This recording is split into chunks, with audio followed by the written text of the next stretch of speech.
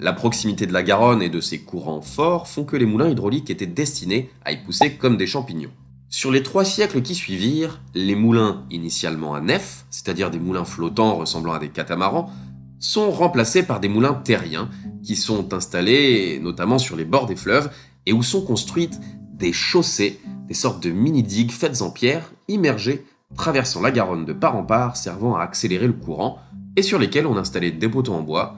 et où on installait aussi des moulins. Au XIIe siècle, la ville de Toulouse regroupait une soixantaine de moulins répartis en 3 gués, qui mesuraient chacun plusieurs centaines de mètres. Le château Narbonnais en amont de la Garonne, les moulins de la Dorade un peu plus en aval, et le Bazacle, encore plus en aval, mentionné en 1177, et qui mesurait 400 mètres de long. Le problème qui commence à se poser, c'est que les chaussées s'abîment rapidement, surtout lorsqu'il y a des crues et les moulins et les pontons de bois souffrent de l'humidité. Naturellement, cela nécessite des réparations régulières et l'entretien coûte cher, très cher.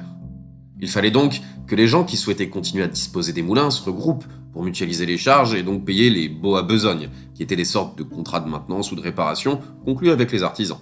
Au début, les gens se sont regroupés en sociétés de pariers, avec ce que l'on appelle le pareage ou pariage, mais on ne peut pas encore appeler cela des sociétés à action.